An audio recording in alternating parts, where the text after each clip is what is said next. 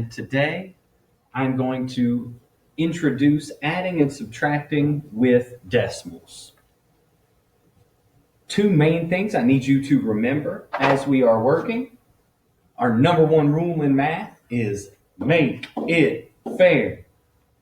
You will hear Mr. Caro and me say this over and over and over as we are working. And when you are adding and subtracting with decimals, you'll hear this awesome line of line up the dot and give it all you've got.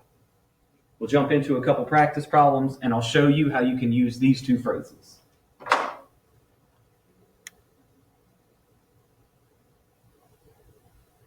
Our first example, we have 15 and 99 hundredths plus 97 hundredths.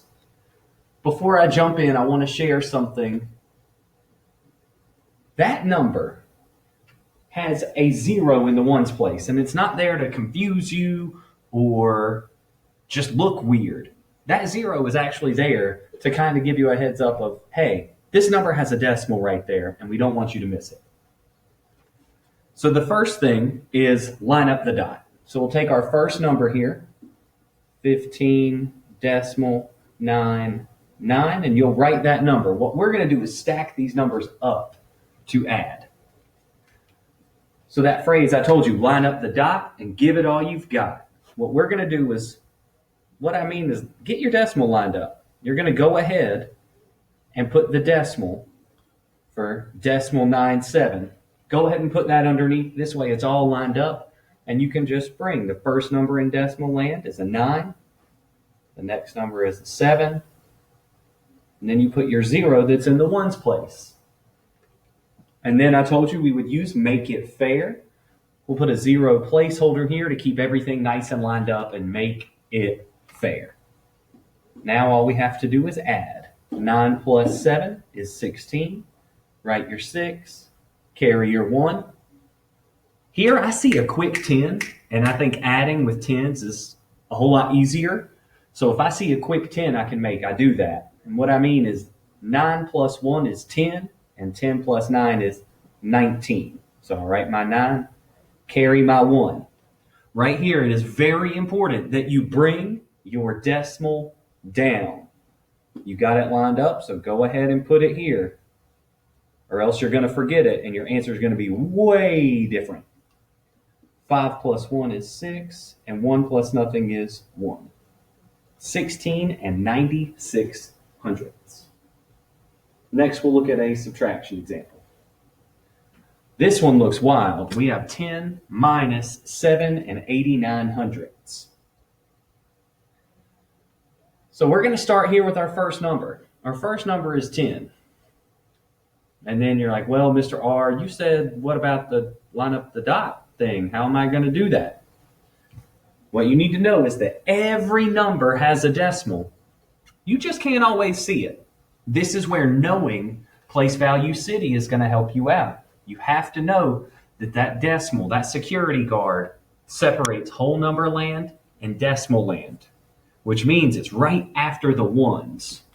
The digit in the ones place on 10 is 0. So if that's my ones and there's my tens, my decimal would be right here.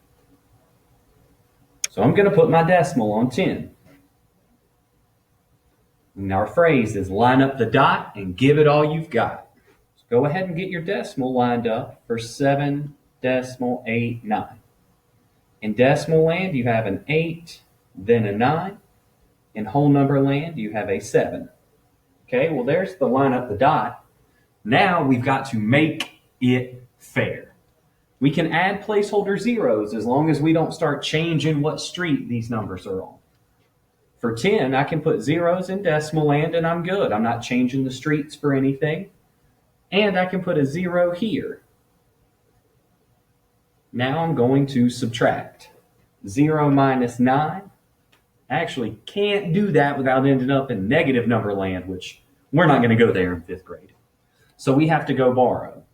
Well, there's nothing to borrow from a 0 or that 0, so we go to 1.